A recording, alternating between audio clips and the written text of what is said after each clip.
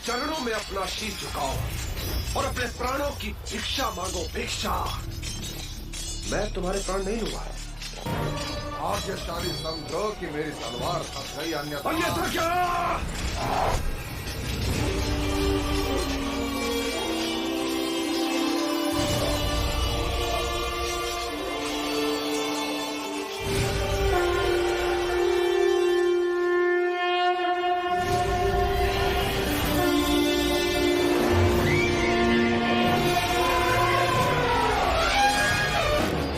चारों ओर से गिरो,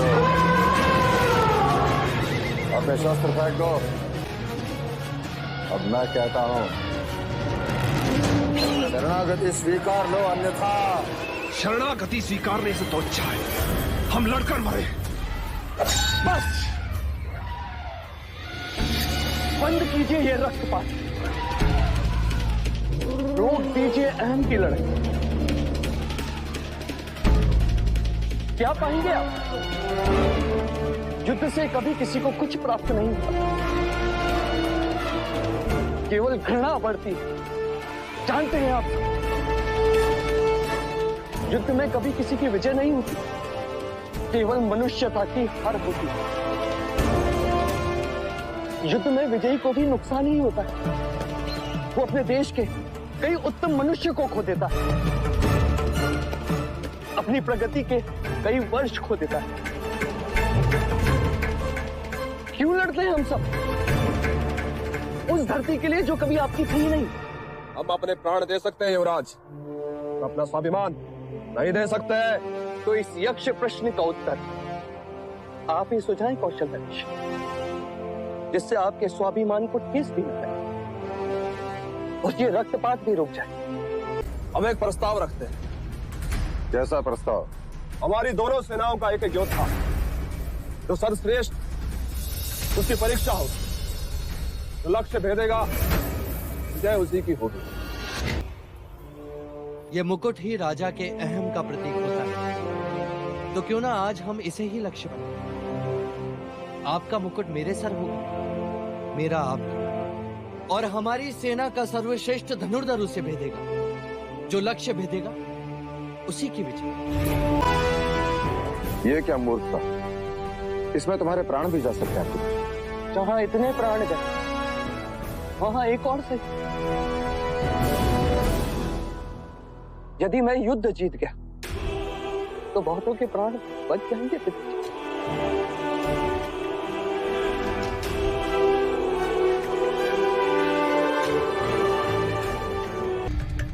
शाक्यों का अभिमान, साहस और गौरव सब तुम पर निर्भर।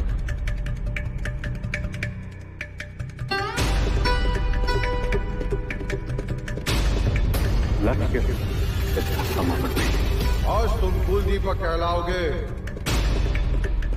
अन्यथा कुल खत्म।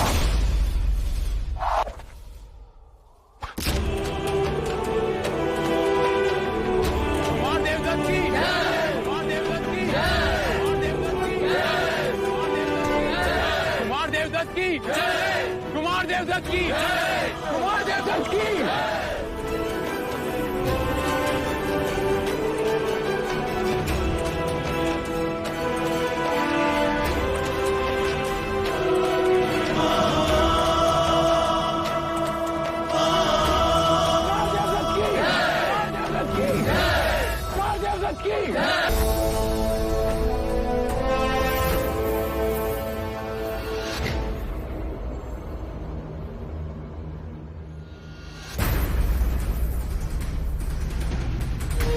बहादुर, तीर चलाओ।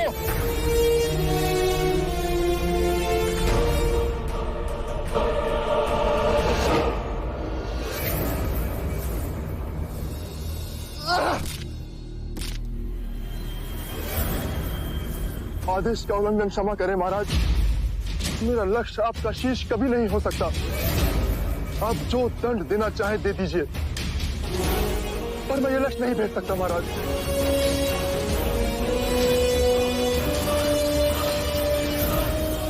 कोई है कोई योद्धा जो इस मुकुट को अपना लक्ष्य बना सके?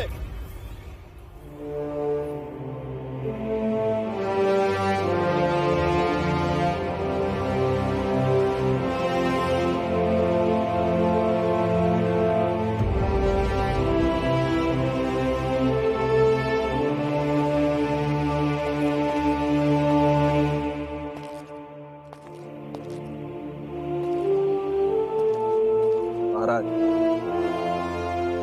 राजा कितना भी शूरवीर क्यों ना हो, परंतु उसकी शक्ति उसकी सेना से होती है। मैं पराजित हूं, आप विजेता हैं। रुक जाओ। महाराज, ये शत्रु है और शत्रु का सर शीघ्र अतिशीघ्र धड़ से अलग कर देना चाहिए। मैंने कहा रुक जाओ। यदि मैं चाहूं तो इसी समय तुम्हारा शिरच्छेद कर दूं, परंतु युद्ध में विजय प्राप्त करने का श्रेय जिसके सर पर है, मैं चाहता हूं कि इसका निर्णय भी वहीं ले। तो दर्श, क्या चाहते हो तुम?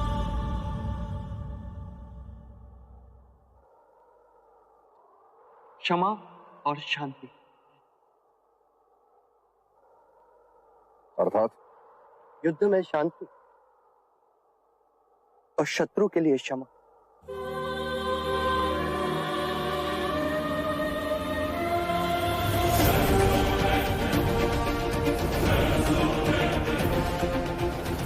उठो प्रसन्न। हम शाक्य शूरवीरों का सम्मान करना जानते हैं। तुम्हारे पिता महाकौशल एक महान योद्धा, उन्हीं का मान रखते हुए मैं तुम्हें जीवन दान देता हूँ। महाराज, ये युद्ध नीति के विरुद्ध है। या शत्रु का सर काट दिया जाए या उसे बंदी बना दिया जाए। महाराज, इस पर कैसे विश्वास किया जाए? ये दोबारा आक्रमण नहीं करेगा। ये समय चर्चाओं का नहीं है। अब जो भी चर्चा होगी संघ सभा में होगी। हमारी कुछ शर्तें हैं प्रसन्नजीत। कहिए। युद्ध में हुआ सारा खर्चा तुम हमें दोगे और साथ साथ ये वचन भी हम पर कभी आक्रमण नहीं करोगे। मैं वचनबद्ध हूं महाराज शुद्धोधन। क्या इस संधि के नाम पर मैं आपसे कुछ भेंट ले सकता हूँ राजा प्रसन्नजीत? प्राण और स्वाभिमान के सिवा कुछ भी मांग सकते हैं। वो सारे शस्त्र जो आप अपने साथ लाए, वो शस्त्र जो प्राण लेते, अब और प्राण ना ले सकते। क्या करोगे उन शस्त्रों से? उन्हें पिघलाकर सीमाओं पर उन पर संदेश लिखूंगा। युद्ध से युद्ध का अंत नहीं होता, मनुष्यता का अंत होता है। शांति से स्नेह बढ़ता है।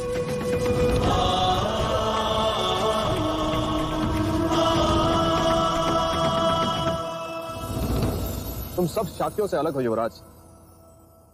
पता नहीं क्यों मन तुम्हें शत्रु मानने से विरोध करता है। सत्य कथा, पुरुषार्थ कथा, सुनो सुनो सिद्धार्थ कथा।